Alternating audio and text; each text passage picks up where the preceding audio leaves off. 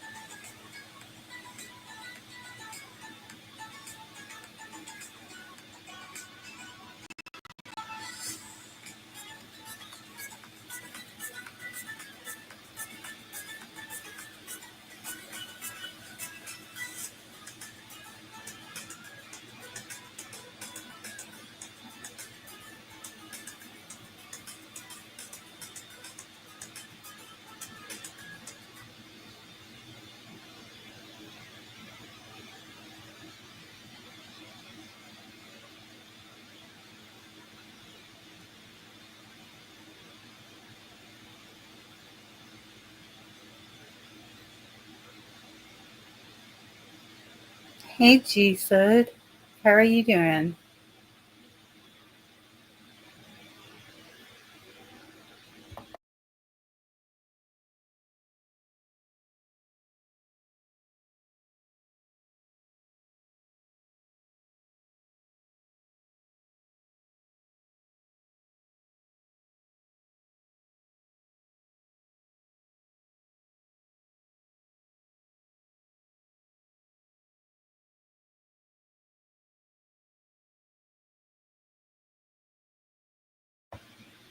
I do mediumship readings where I basically connect you to a deceased loved one.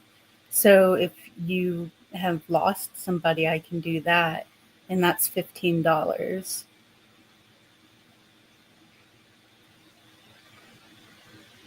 I'm all right.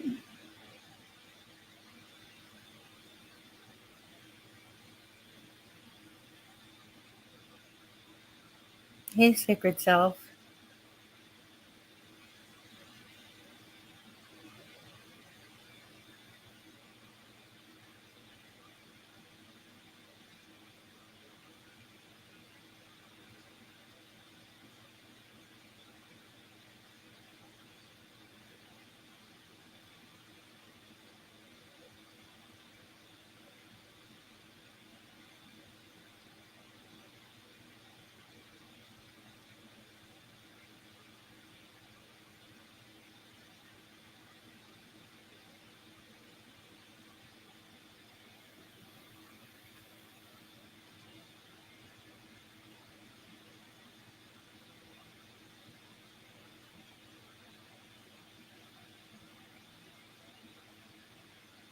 You changed your name.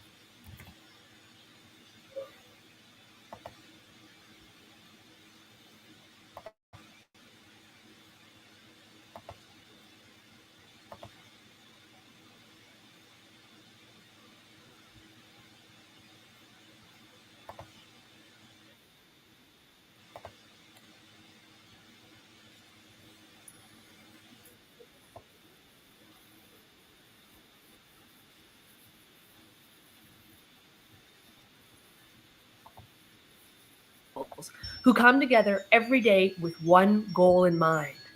We want to make psychology come alive for you. We are self-funded and recently launched our Patreon. If you enjoy the work we do and find it meaningful, please stick around until the end of this video for information on how to get more involved with us and all the cool rewards you can get from us. We hope you enjoy this video. Do you ever think about why you're more inclined to attract or be attracted to certain types of people?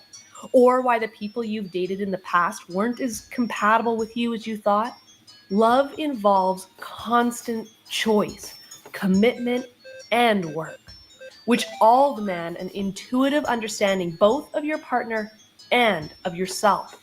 One useful piece of information is learning about you and your partner's attachment styles. The intent of learning about attachment styles isn't to box love up neatly into categories, nor does it mean you're stuck with one attachment style forever. In fact, it's important to note that as time goes on, your attachment style can change from the way you evolve as a lover. If things have become fragile between you and your partner, realize that this is your chance to grow. Here are the 4 attachment styles in love.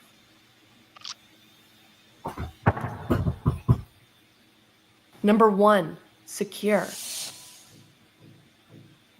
When you have a secure attachment style, you have a great advantage in love. You feel comfortable going to your partner when something is off, and in return, you allow your partner absolute freedom. People with a secure attachment style tend to have honest, open, and equal relationships where both partners can thrive and grow together at a healthy pace. They understand how to merge together to form a stable ground they can stand and operate on. This probably sounds too good to be true, but security is not to be confused with perfection. People with a secure attachment style experience conflict and bad days just like any other couple. But what sets them apart is their higher emotional intelligence that helps them communicate their feelings effectively and their ability to problem solve rather than attacking their partners. Essentially, they're highly resilient individuals who understand how to move past obstacles with great care and self-awareness. Number 2, anxious, preoccupied. People with an anxious, preoccupied attachment style tend to romanticize love because it's easier for them to form a fantasy bond with someone instead of something based off a reality. They are often attracted to partners they can save, or in some cases, those who can save them. People who have an anxious, preoccupied attachment style can be demanding, obsessive, and clingy. They're prone to overanalyzing situations, having mood swings, and often mistake turbulent relationships for passion.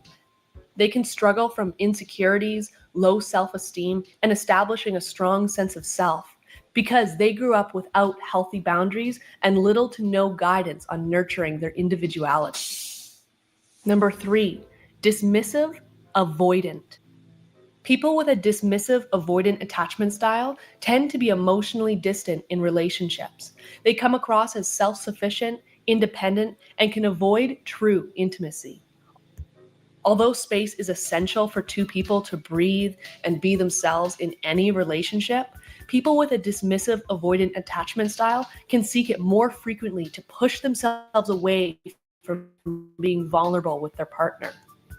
If at any point their partner threatens to leave them, they have the ability to shut their emotions down and pretend like they don't care. But extreme independence is an illusion because humans need connection in order to survive. As a result, people with an avoidant, dismissive attachment style have very few close relationships with others. Number 4, fearful, avoidant. People with a fearful, avoidant attachment style experience a delicate mixture, fearing being both too close or too distant from their lover. They can be unpredictable and are often overwhelmed by their own emotions. They understand they have to approach others in order to find love, but when people get too close to them, they often hurt them. They fear being abandoned, but struggle with being confident in their partner and relying on them.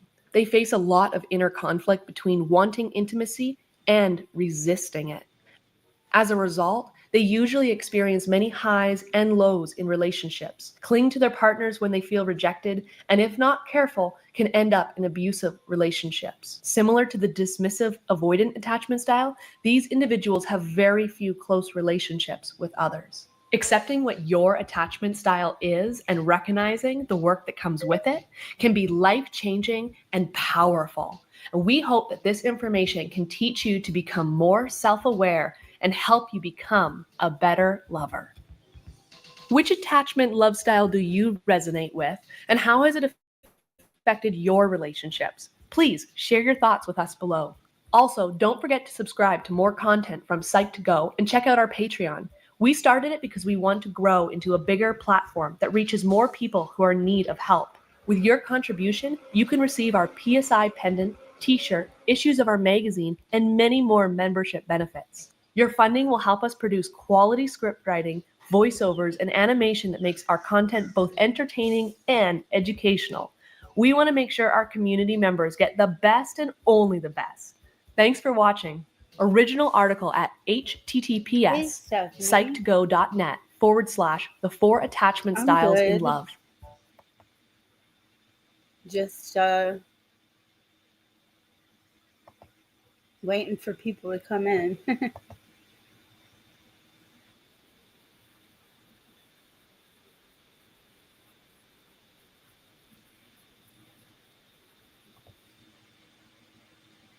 There we go.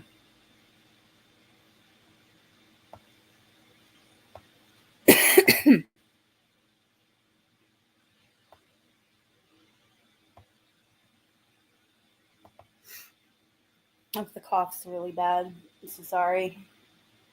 How are you doing? How's everybody doing that's coming in?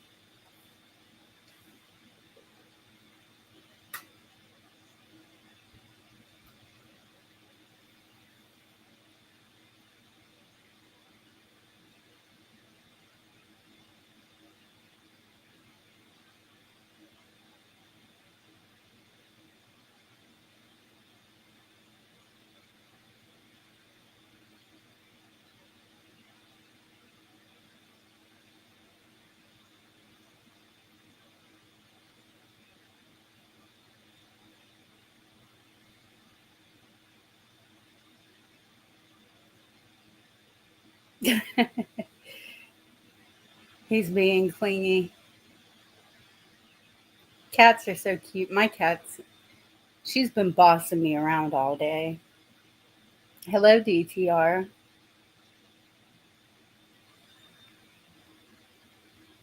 Yeah, it is cool. I've never tried trance before.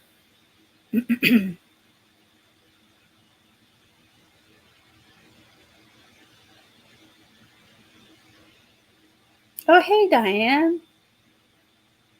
Thank you guys for coming in.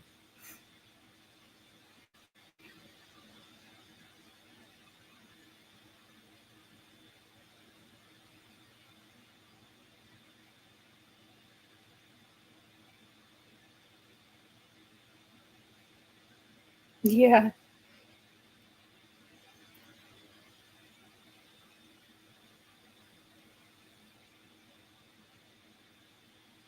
Yeah, my cat, I woke up early because I went to bed early. And I woke up early, and so she's like acting like I just totally disrupted her whole morning. And she was yelling at me to feed her. And I'm like, it's not time yet. And that got all the cats yelling at me to feed them. So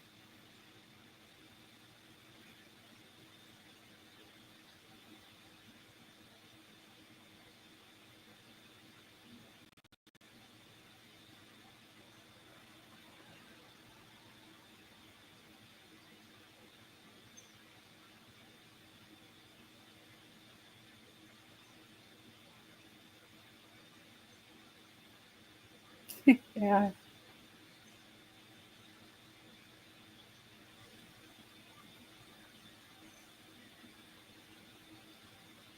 I'm still nervous about coming on live. I've done it before, but I've never like charged for readings. It's my first time actually trying it. So let's see how it goes. Probably won't get anybody, but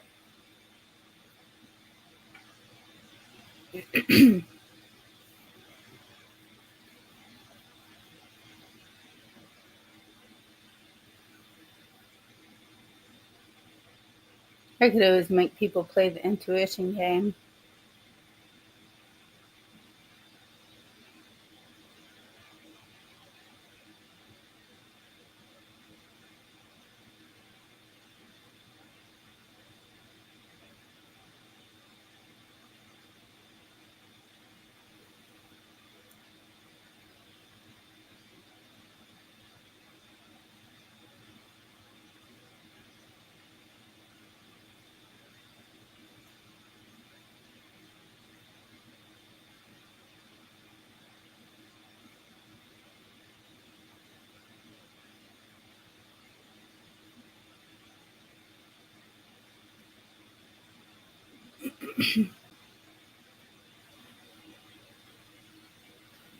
All right.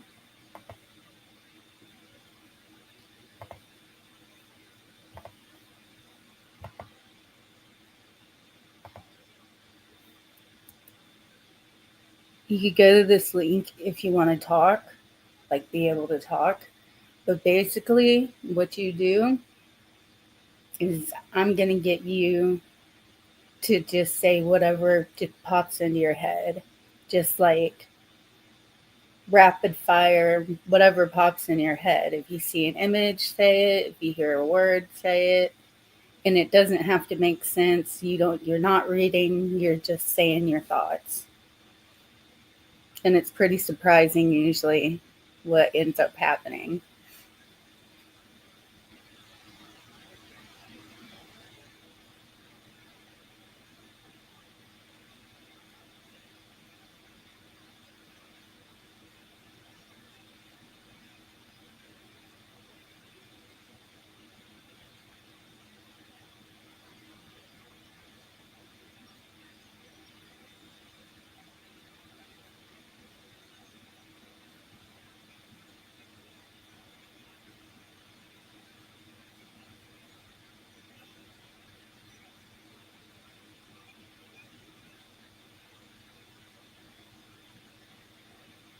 I'm going to say I saw a porch swing or an outside swing, but that's because my wind chimes are chiming.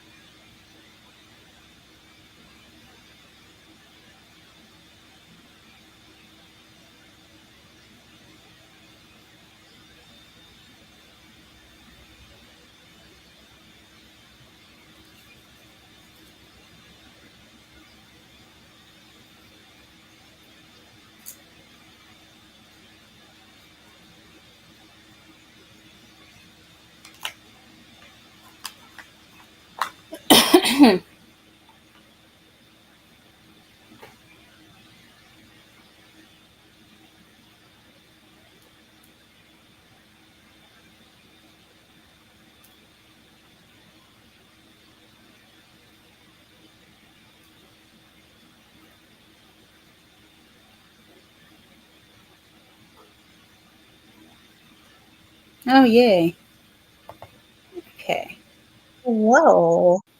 Hello.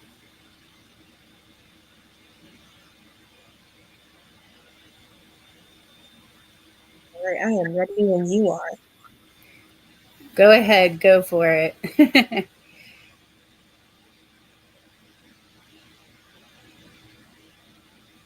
All right, so I just say whatever pops into my head. Yeah, just whatever pops into your head, just say it. It's awkward, but it's interesting.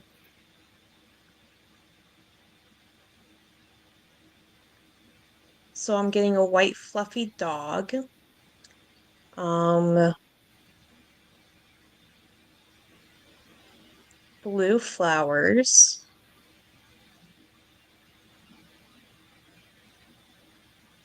books,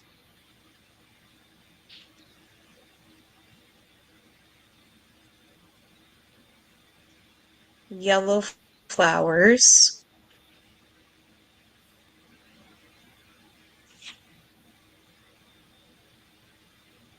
a sweater, and I think that's all I got for the moment. I could actually take the fluffy dog and the flowers. Oh, okay. Yeah. Love how that See, works. and it's like always, every time I get somebody to do this, just say what's on your mind. There's always they always get something, and it's nice to see them surprised. So Yes. yeah. Okay, I'll try to go. I keep seeing a I don't know, a backyard by a tree, and like it looks like a porch swing, but it's like in the yard. And this is like an old house. Okay, red flowers, a cardinal, a little old lady who was short and wore glasses, Marlene,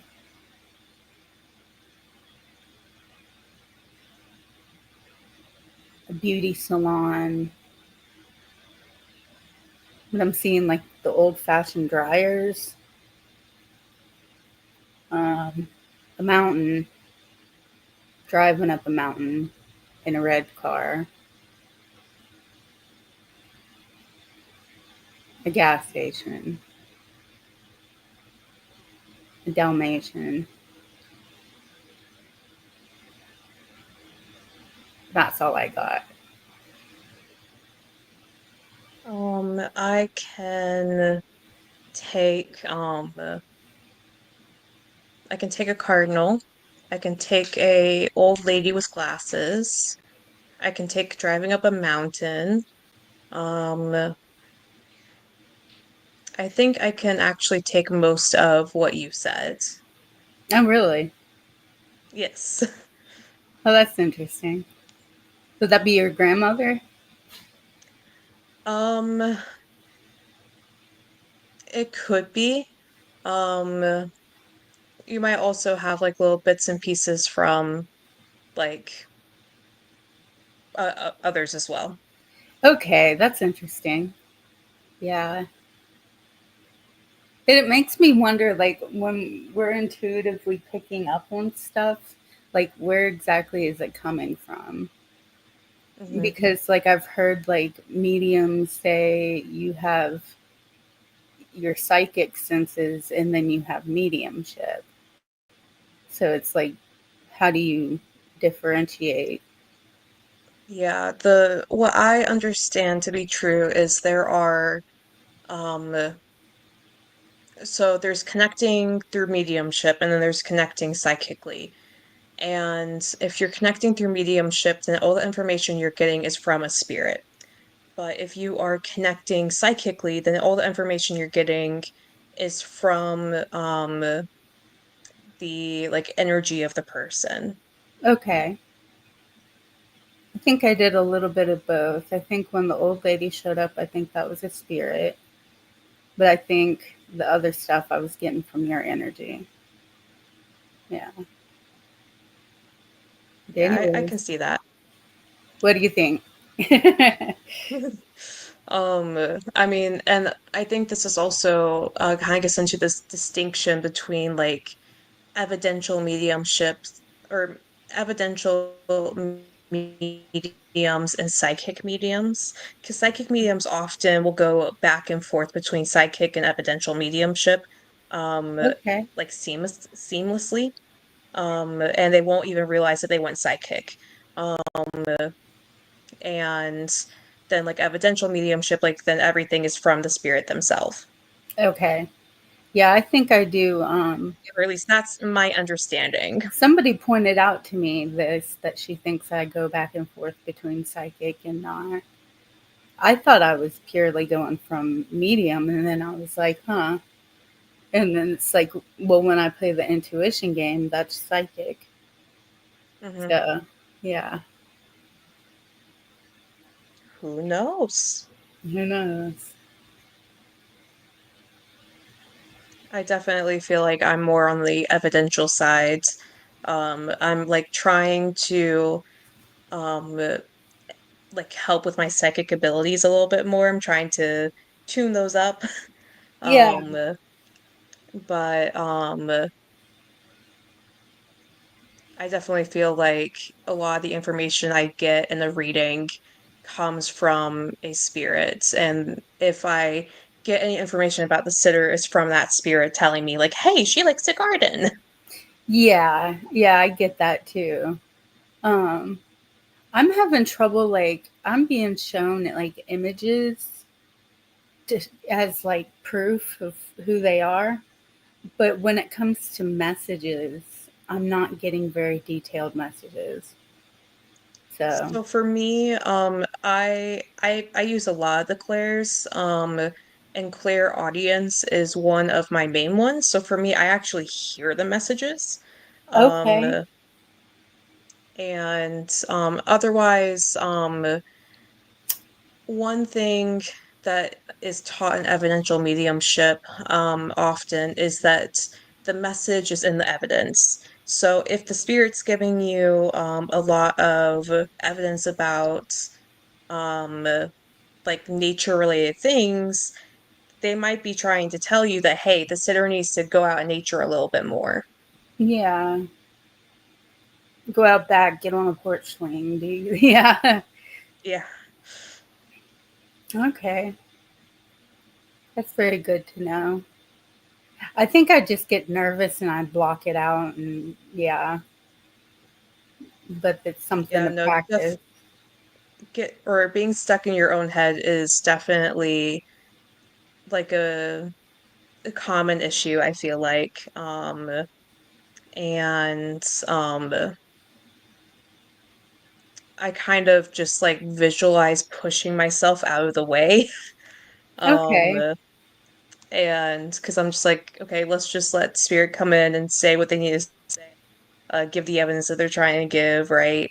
Um, and it also comes with trusting. I feel like if you can trust your intuition, then you can also trust spirit. And it's just trusting that whatever comes in is supposed to come in, if that Y- makes sense. Yeah. Yeah. And then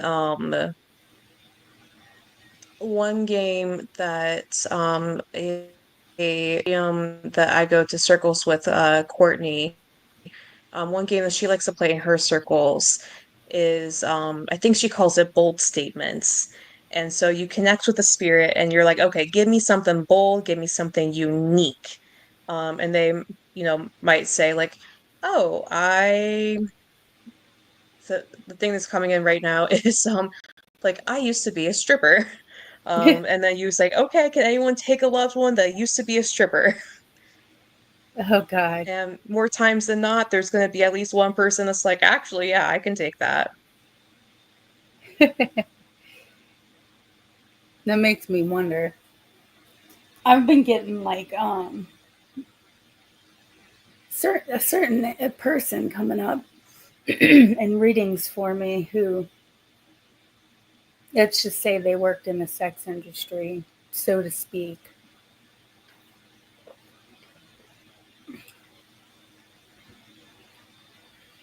But Have you figured out who that spirit belongs to yet? oh yeah, it but I'm having trouble like believing that they would actually talk to me because they were well known. Ah, okay. Yeah. Um, I mean, I feel like, and this is something that I've experienced where I've brought people in where it's like the first time that they've come in through a medium, um, and the sitter and basically I find out through the evidence that I'm giving how I relate to the spirit. So for example, I had someone's loved one come in for the first time and they came in by giving me a migraine. Oh And no. I was like, would you understand that they had head pain? And it turned out that they had a brain tumor that was causing migraines for them. Yeah. And I experienced migraines myself, not from a brain tumor, but just in general. Um, and so it it's funny because I seem to get spirits, not a whole lot, but it's funny when it happens that suffered from like migraines or like they're like migraines in general or just like head pain. And I'm like, oh, okay, we can relate. I know what Yeah. you're experiencing. Yeah. See, I've never picked up on like their physical pain. I don't do that. I don't know why, because everybody else seems to like I feel this in my body, or my left side hurts or whatever. Like, I don't know. Maybe I'm I blocking mean, some of this out. I think it also depends on if the spirit wants to talk about it. So, like the spirit I just mentioned really wanted to talk about their head pain because was related to their passing, and they really wanted to talk about it. And one of the ways that I know that they want to talk about it is the pain or what I'm feeling won't let up until I have discussed whatever it is they want to discuss about it in length. Um, Yeah. and um, and for me, one thing I've noticed is if someone passed traumatically, I don't pick up on it. Um, so I've had a few readings where the spirit, or that the person passed away by suicide, and I didn't know about it until the sitter was like, "Hey, can I ask why they chose to die by suicide?" And I was like, "Oh, geez, okay, Yeah. yeah, we can ask that." Yeah, I get that too. I don't get usually how they die. It's hit or miss. If they ask me how the person died, I'll be like, "Oh wow," and I usually get it wrong, but sometimes I get it right.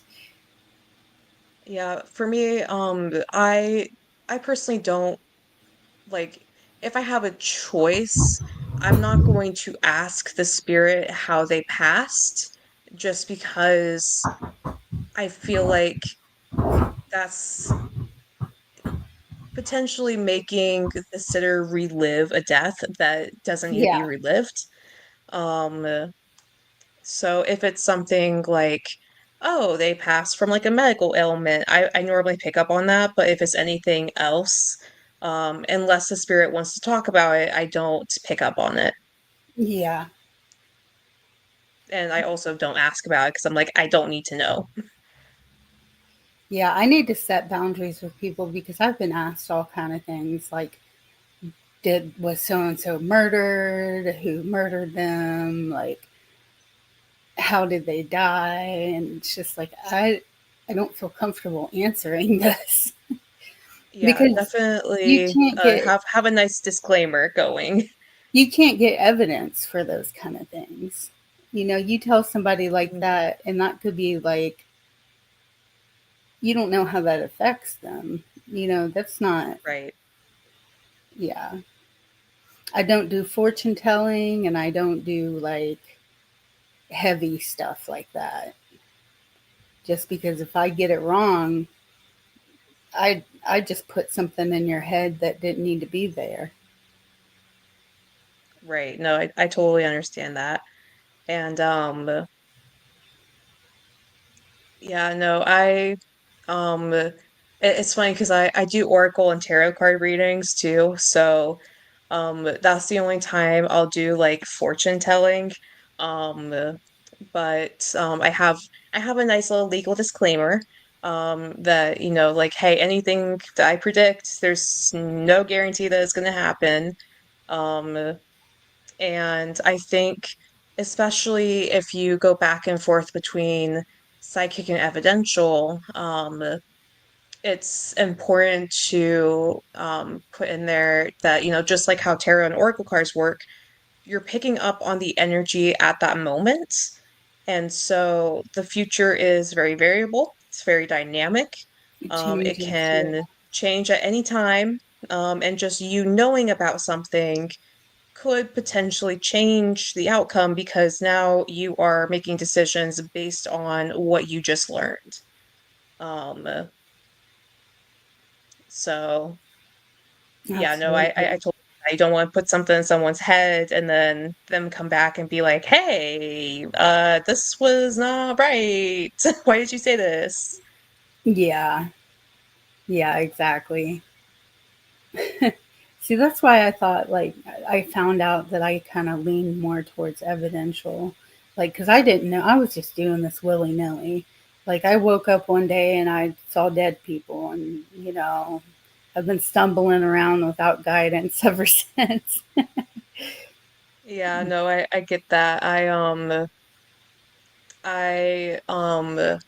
decided to just give mediumship a try because I was like, I've always been sensitive my entire life. I might as well see if I can tune in and see what these people want to say. Yeah. Um, and so then I took a mediumship class and I've just been going to the practice circles and receiving guidance from other mediums. I also found that being a sitter the for psych or for mediums like for their students has been really helpful because you can learn from the feedback that the mentor is giving them.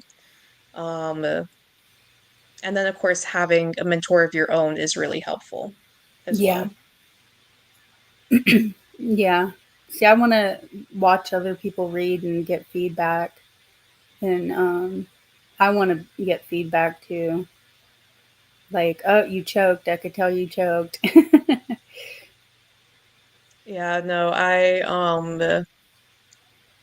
and I think it's important that I think the way the mentors teach or that teachers teach is very important because for me, telling a student that, hey, you kind of choked on that, is not very productive. No, I Um, know. I'm very I have a lot like heavy Sagittarius placements, so I'm very like blunt. And a lot of people kind of bring that up to me like you talk kind of insensitive. So just know I'm sorry. oh no, you're good. I think it's important to be blunt, and well, more so like straightforward kind of blunt. Um, I think that there's benefits to that. Um, and I'm the kind of person where I'm like, okay, yeah, sure, maybe didn't do so well in that reading. Let's figure out what went wrong. Yeah, you're more constructive. Yes. I appreciate that. And Yeah, yeah, sorry, go ahead. I had a thought and then I lost it. sorry. I was just going to say, like, 9 times out of 10, I can make a connection, but once I get thrown off, it's like, it really affects me. And it's like, why? The one time you're getting thrown off, you didn't get it for whatever reason. Yeah, and I think part of that part what I'm kind of picking up at this moment is like part of your journey is going to be self-healing and learning to not be so critical of yourself and learning to be able to, if someone says no to a piece of evidence you give, to be able to go back to your spirit and be like, okay, so it's not this. What does this piece of evidence mean that you gave me? Um, like for example, sometimes when spirits give you names and your sitter can't take it, it's like, okay, why did you give me a name that my sitter can't take? And they're like, oh, well, that's the name of my childhood best friend. Yeah, the sitter wouldn't know anything about that. And it's like, okay, well then I need you to give me evidence that my sitter can take. Yeah, exactly. Exactly. There are these spirits that this is kind of a crazy story, but I didn't know I was a medium yet, and I started experiencing the most intense paranormal experiences of my life. And I kept seeing an ancient indigenous man telling me he wanted his mound back. And so I looked for some evidence that there was a native burial mound, and um because the street is Indian Mound Road, but I couldn't find it driving up and down the street. I couldn't see it, and I only found like 2 paragraphs that didn't give me much. So it's like I went about my life, and he followed me for 14 years, telling me he wanted his mound back. And so I said, fine, lead me to documents that prove you existed and tell your story, and prove where your skeletal remains are today. And I said, and I can't promise I'll get you a mound back, but I'll put your story out there. And Mhm. he did, and I did, and they didn't get their mound back, but the tribe gave them a reburial, and yeah, they got some form of justice. Okay, that's actually pretty cool that at least something did come out of that, something constructive. Yeah, I didn't think I could do that.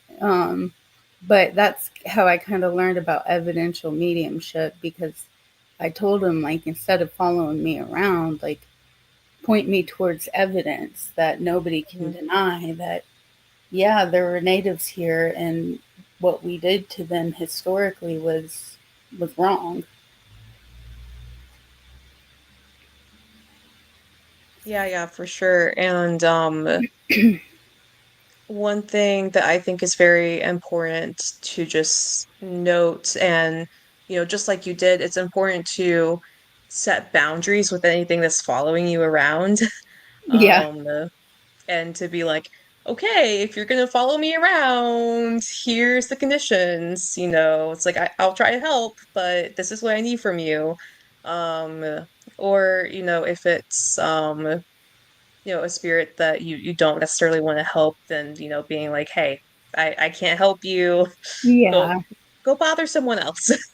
No, this one I liked him because he introduced me to my cat, and Aw. yeah, he was just lovely. He was lovely to work with. So I'd talk to him when he'd come in, but when he first started coming in, I thought this was just my imagination. until I started experiencing all kind of crazy things at work. I worked like a couple miles down the road. So yeah. Yeah.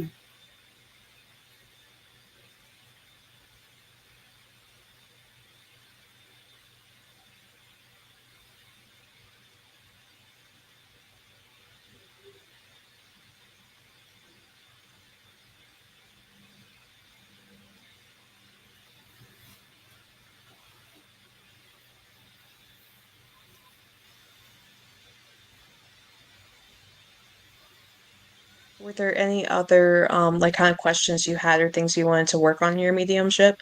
Um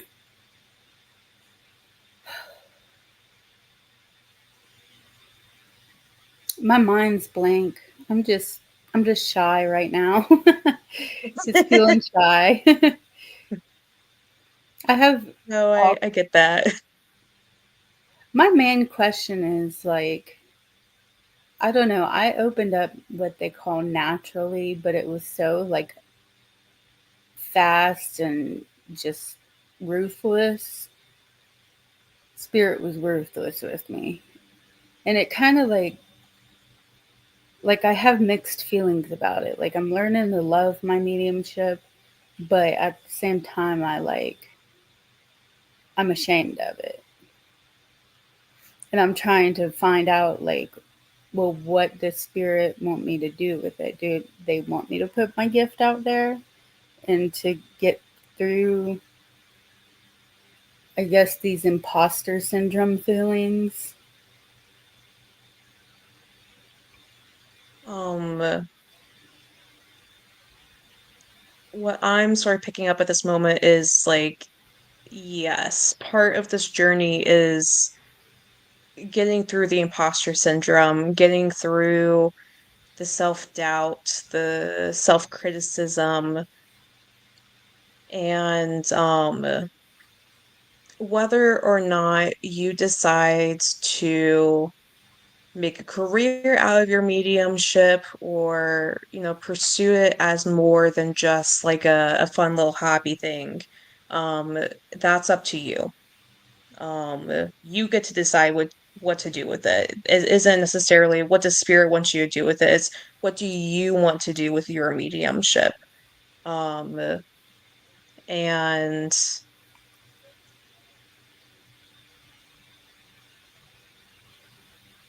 and I think that what I'm kind of hearing right now is that spirit is like using your mediumship journey as also a self-healing journey, because you have to do a lot of self-healing to do mediumship.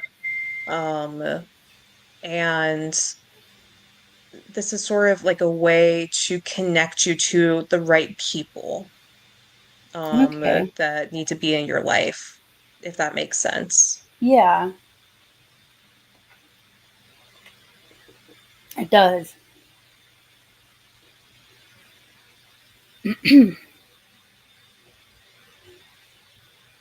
I I don't know. Yeah, imposter syndrome. What about you? Do you have any questions?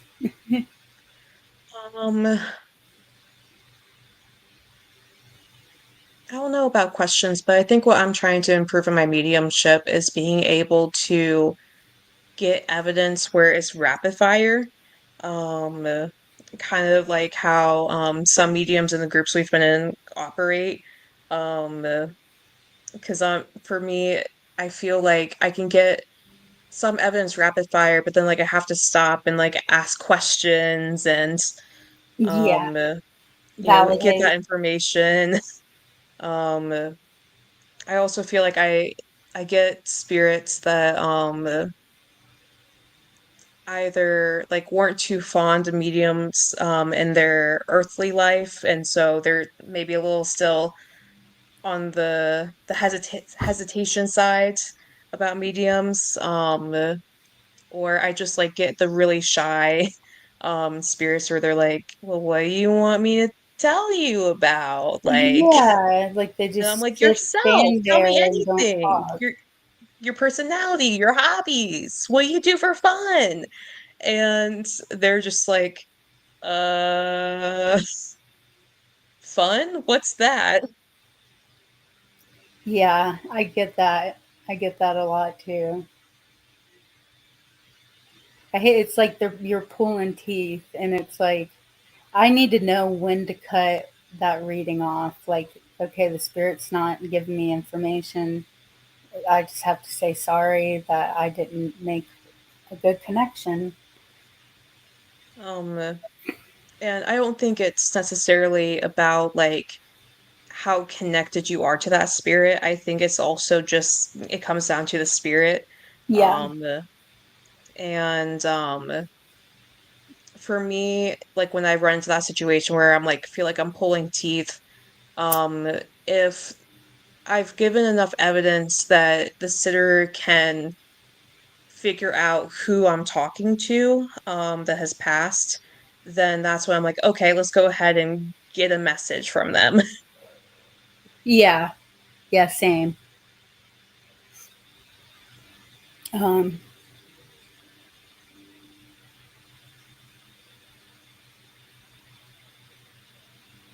I just get myself flustered when that happens. See, I need to stop panicking. That's my problem. I panic. Yeah, definitely learning to recenter yourself quickly is important. And just to take a deep breath and assess the situation for what it is. Yeah. Um, and like if you're not like getting anything, then one thing I've learned is to ask the spirit to come closer. Um, and then they will come closer and you'll have a better connection with them. It's funny if you do that with animals in spirit, in my experience, they will literally come like right in my face. And Yeah, I'm like, okay, not that close. I can see that because they come on strongly for me. Like I usually always pick up on an animal whether somebody can take it or not, but mostly they can. It's really funny. I was reading for a horse and spirit, and the horse was like kind of far away, and I'm like, okay, can you come closer, please? And this horse honestly was a smartass, and just like like the next thing I saw in my mind's eye was just like this big eye right in Yeah. front of me, Oh, that's of funny. just like the horse's eye. I'm like, not that close. I did not mean that close. That's funny. But it's also evidence too, because it's like, okay, can you Take the understand that your horse personality. was a little bit of a smart aleck? Yeah, Um, exactly. or, like I think it was yesterday I had the same thing happen with the dog I was reading for, and the dog liked to put its face in the owner's face a lot. Okay. So that meant something to him. Yes. Yeah, I so had I had a reading not too long ago where I told her red sedan and German shepherd, and 2 hours later she sends me a picture of a German shepherd and a red sedan. She wasn't able to take the information at the time, but then later she was like, "Oh my god." it's just as you foretold. Yeah, I've never had that happen before. Something come true that I say. Well, yeah, I have. I've had it happen a few times in my life where I'm like, especially when it's about a person's character. Um, if I have like a bad feeling about them, I'm like, "Ooh, this is probably not going to be a great person." Um, Yeah, more times than not, I'll be proven right, and I'm like, "Oh, Didn't mean to be right, but okay. Yeah, I used to make excuses for him, and now I listen to it. Now I'm just like, get away from me. Yeah, I've had it happen too many times where I've gotten screwed over for not listening to my intuition. Now I'm like, okay, if the intuition is telling me that like there's something up, then I'm gonna believe that there's something up. Right. Yeah.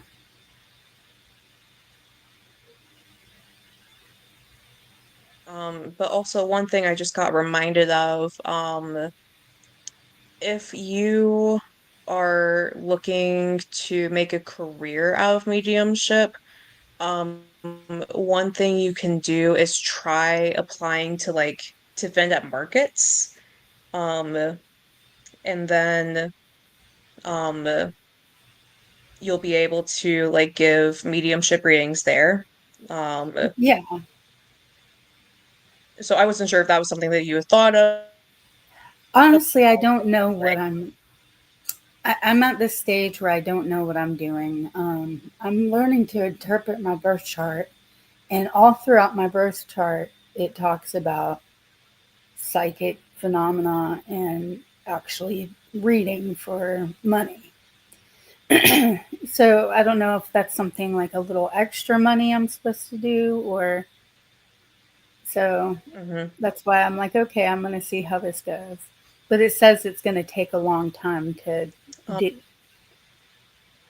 but it'll help me grow. It's like kind of like a soul mission is my spirituality and expressing my intuition and coming to grips with my abilities and all of that is what it was saying. And I was like, all right, I'll go read. mhm. Um, if you want, I can pull up your birth chart and do a little analysis of it. Yeah, if you want, because I don't Okay. know. I'm just like, And I don't know if you want to. I don't know if you want to do it live or anything, but we can do it live. I don't care. We could do it live. I'll type in Okay. the. And can you still see the chat room? Yes. Okay. I'll give you my information.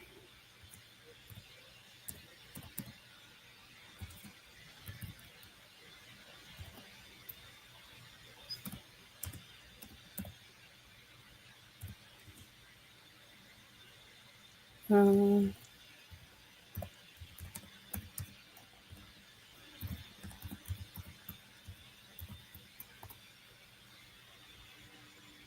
okay.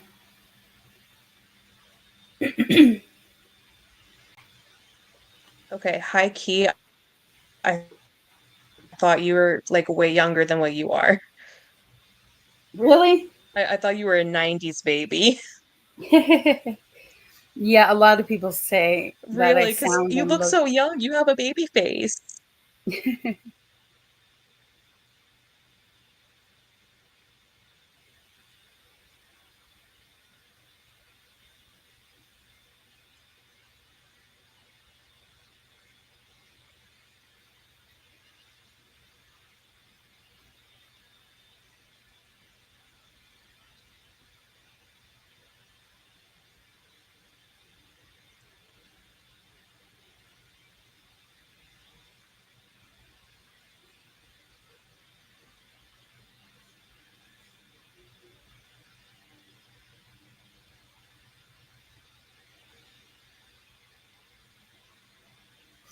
But yeah, apparently I'm also my Saturn return. And I found a calculator for that. And I was looking up what the placements meant. And one of them was literally like two opposing forces is, you know, living your life's purpose of putting yourself out there spiritually, um, opposed to the fear of public scrutiny. I'm just like, why is it all over my birth chart? It's talking about spiritualism. Hmm. All right, let me see if I can. Is it all right if I share the Yeah. screen?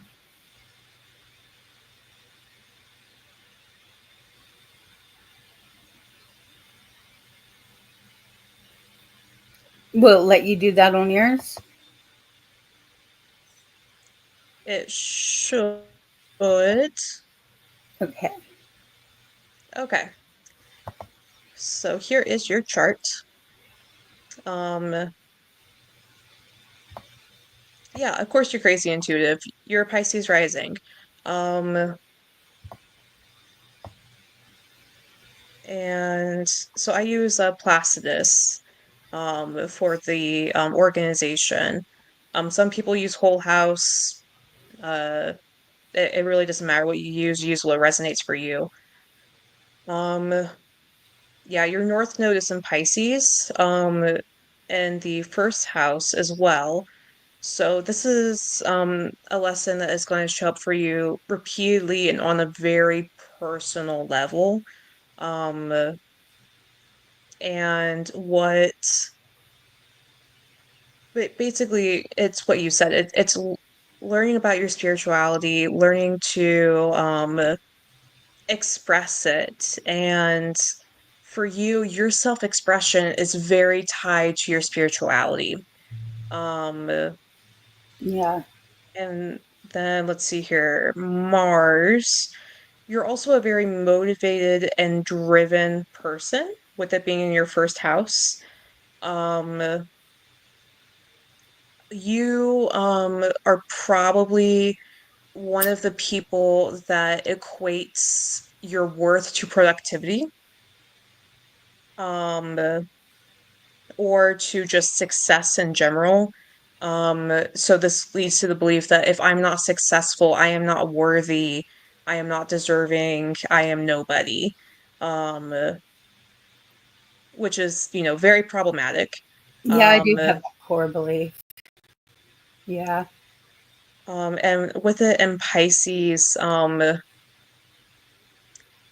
what I'm getting is you also you have a little tendency to start things. You love starting things, but finishing them is a problem. You're a kind of person that has 14 different projects going on all at the same time. Does that resonate? Yes, it does. Um, and then um do do do do let's do the sun first.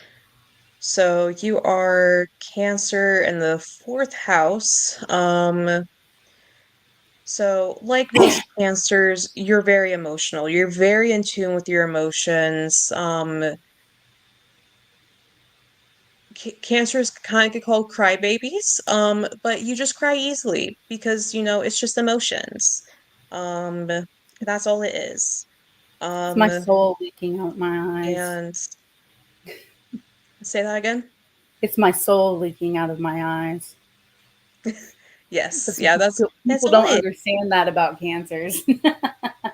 Um, and with it being in the fourth house, one thing that's very important to you is having a space that feels like home. It's, even when it is already your home, you need it to feel like home. It needs to be warm and inviting and safe. Safe is the main thing. Home is where you feel safe. Um, and what else here? So with the a Sagittarius moon, um, also in the ninth house. So yeah, you're going to be more drawn to spiritual things. The ninth house is also about like religions, higher education, things like that. So for you, you're going to be drawn to just learning and learning and learning. For you, you're like this sponge that absorbs all this knowledge. and you love learning. Learning something new is actually is one of the ways that you feel safe, because you have control over the kinds of things that you want to learn. Um, and that there's safety in that for you. Additionally, with it being a fire sign, um, you're going to emote a little bit more intensely than some of the other signs. And nothing wrong with that. Absolutely nothing wrong with that. Better out than in. But sometimes, your anger could be really intense. Yeah. Your emotions in general could be really intense. Um, but for you, what's important is making sure you're in environments where you feel safe to express your emotions fully and to process them, and just like a little self-care activity, especially with expressing these emotions, is doing things that are more physically active. So like dancing or working out, um, or going on a walk, or specifically going on a walk in nature, right? Yeah. This is going to help you feel safe and express your emotions. And then let's see here. So we'll do Phoenix next. So Venus is in third house Gemini, which are both about communication. Um, so in your relationships, you need to be able to communicate fully. Um, you are not going to be compatible with someone that shuts down um, when things get hard. For you, you need to be able to talk through the hard times and talk through any issues. Um, whether, and when I say talk, but I also mean there's other forms of communications too, like texting, right? Yeah. Um, so Open communication. Yeah. yeah, so communication is a crucial aspect in your relationships, and it is, part of what determines if a relationship is going to be um successful or not, especially with it being conjunct with Mercury, which is the planet of communication, intellect, things like that. It just means communication is that much more important. Um, and then with Mercury, so Mercury's at home in Gemini, um, and it's also in the fourth house. So for you, the fourth house is like the home. Um, so communication is also important in the home, and again, being able to talk through issues that arise in the home, being able to communicate what you're feeling, and yeah, so it all goes back to you need to be able to feel safe in expressing yourself, Yeah. um, which goes back to the North Node too. Um, and then Chiron, um, with it being right on the cusp there. Um, I'm gonna read that as we're gonna go with both Gemini and Cancer here with the meanings. So with Gemini, so Chiron is the wounded healer. It's a lesson that we keep learning over and over again. Um, and with it being in Gemini, it's saying that you need to learn how to communicate. Um, and you need to learn to be okay with communicating. It's giving very big people pleaser vibes. um, and like keeping your mouth shut to keep the peace, is Mhm. what it's giving. And instead, Chiron's telling you, speak up, speak your opinions. You have good things to say. You have good insights.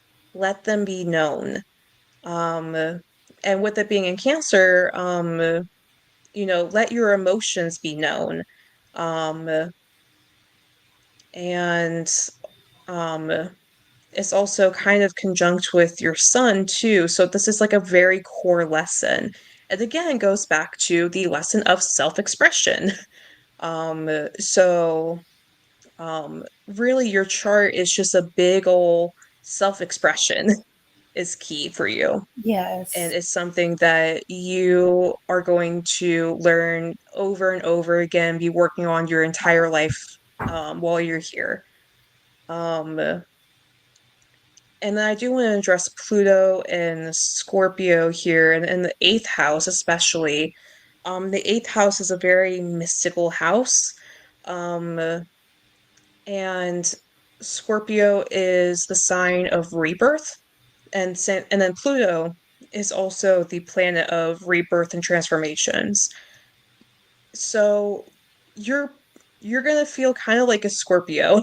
I'm a Scorpio sun, and as a Scorpio sun, I feel like my life is nothing but cycles of death and rebirth. You're probably gonna be feeling the same way. Does that Scorpio resonate?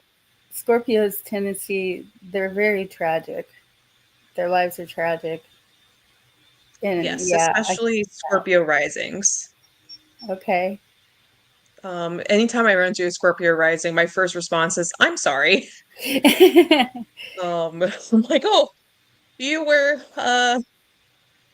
according to your birth chart, you have a hard life. You have had a hard life, and I apologize for that." Um, but yeah, you're just gonna have like these cycles of death and rebirth, especially with areas of mystical things. And what I'm picking up with this is that your interest in mystical things is going to be one of the driving forces in this death and rebirth cycle. Um, it's not comfortable.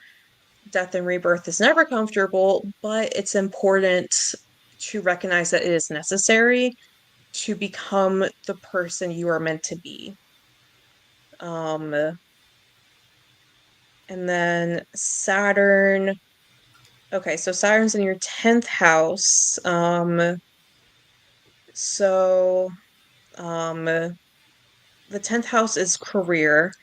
Um, and then also in Sagittarius. Okay. So what I'm getting with this, so Saturn is the planet of discipline and lessons. So you are going to be very disciplined in your career. Um, for you, if it's a job, then it's like your Mars in the first house. You're going to be very driven to do that job. You're going to try your hardest. You're going to like you give your all to a job. Which is great to have something that is that you're so passionate about, but work is not everything. We work to live, not live to work. True. And with Saturn being in your 10th house, I wouldn't be surprised if you start your own business. It is conjunct with Neptune here, or I'm sorry, that's Uranus. It's conjunct with Uranus here, which is the planet of individuality and also just weirdness. um, and so with it Rebellion. being conjunct, you're going to choose an unconventional career, is what I'm getting. Um, and the lesson with Saturn here, um, is learning to be okay with being unconventional, learning to be okay with having a career that's unconventional because you do not belong in a 9 to 5 desk job. Um, you belong in an area where you can get up, you can move, you can be active, like that fire sign that Sagittarius is. where you're not sitting in one place. Also, Sagittarius is a sign of travel, so I wouldn't be surprised if your job, if you choose jobs that involve travel, whether that's just like you're traveling every day or you are like just like doing like the occasional business conference kind of thing. Um, but with it being unconventional, that could just be it could be a more unconventional field, or it could just be an unconventional job as is. Um, and then you have Neptune. Neptune is also in that 10th house. So it's your job could also very well be unconventional in the spiritual way. Um, it's also in Capricorn. So with your spirituality, you can be a little hard-headed with it, where you're like, this is what I believe. I am not open to any other beliefs. It doesn't have to be like that though. No, Especially the because thing it is, is I'm not retrograde. I'm So, not like that, but my parents are. I'm very much Sagittarius like, and I literally went out to my town and I went and studied Islam, Buddhism, Judaism, all of them. I'm completely open minded. right. And that's what I'm getting with the retrograde here is that, you would instead of, being closed-minded, you would be more open-minded. Um, and also Capricorns are very motivated. So, that goes hand in hand with what you said about you went out and learned about all these different religions. Um, that's a very motivated action. Um, Okay. and then Jupiter is the last planet I haven't covered. So Jupiter is also, we look at Jupiter to see how you can best manifest things. And so it is in Taurus in the third house. The third house is about communication. And Taurus is more about physical stability, physical comforts. Um, so what I get with this is, first of all, speak your manifestations into existence. And you can do that by, affirmations. You can do that by saying, hey, universe, just want to put it out there. I would really appreciate it if you would do blah, blah, blah, blah, blah. So if you're, say, trying to get a new job, be like, hey, I want a new job that I enjoy and pays well by this specific date. Um, the second thing is, um, you are going to manifest best when you feel like you have physical safety and stability. Um, so when you feel like you are financially stable, when you feel like you have, I gotta get my charger here. When you feel like you have enough food, when, basically anything that involves physical stability and safety, if you, as long as you feel that physical stability and safety, you're going to manifest best. And if you don't have those things, then you're not going to manifest as well as what you can. So that is just a very basic rundown of your chart, and hopefully that answers some questions. Yeah, thank you. I was Googling it. I learned some of this, but like you put a new turn and twist on some of these things, like even with the communication. Like I do need, like in my relationships with people, I need to stop chasing people who stonewall because I value open communication. Okay, we had a fight. Let's talk about it. Stuff like that.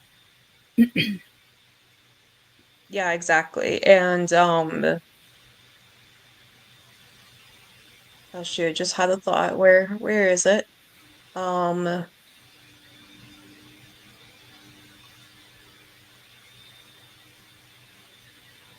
and what I think is especially useful about the astrology chart is that it can also help us know how we feel safe in our bodies. Because sometimes it's hard to tell what do I need to feel safe. And the astrology chart can help with that. And so for you, it's very much you need to be able to feel like you can express yourself and have that open communication. If you don't feel like you can have an open communication, then you're not going to feel safe. Right. Yeah, that very much makes sense. And I never heard anybody put it that way before. I love astrology. Sorry. Glad I can help. Yeah, thanks for Um, looking at that for me. yeah, sure thing. There is astrology chart readings, like a group for it. It's like a practice circle group for it. Um, every other Friday, um, at 7 p.m. Eastern. So I will send you a link to that, Okay. because the guy that leads it is great. Yeah. Yeah. And with this whole thing, like getting on Facebook Live, I don't know if it's going to last, if it might turn into like a little extra cash in my pocket. I don't know. We'll see. I do that. It's better than reading for free because I used to get on here and I'd read people for free just for practice. And I get so drained and then I'd feel really depressed and um I was like I got to stop depleting myself like that. Yeah, no, you definitely gotta make sure that you are taking care of you in the ways that are actually going to recharge you and replenish you. And good for you for recognizing that, like doing so many readings drains you. Question, do you drink water when you do your readings? No, I don't. You need to. Um, help replenish some of that energy. Because there's like different types of energy, right? There's like the physical energy, there's like emotional energy, and then there's like spiritual energy. And so doing readings, especially psychic readings, can really deplete you of that spiritual energy, but water helps replenish it. Okay. All I've been told is ground, ground, ground, and it's like I'm grounding. I'm still Yeah, getting that too. depleted. Yeah, It's a combination of the two. And water is also grounding in of itself. yeah, So true, two birds, one stone. very true. All right. Well, I gotta go somewhere soon, so I'm gonna hop off of here, but thank you so much for having me on Yeah, and having a little conversation, letting me read your chart. yeah. Thanks for coming on. You have a good day. Thanks, you too.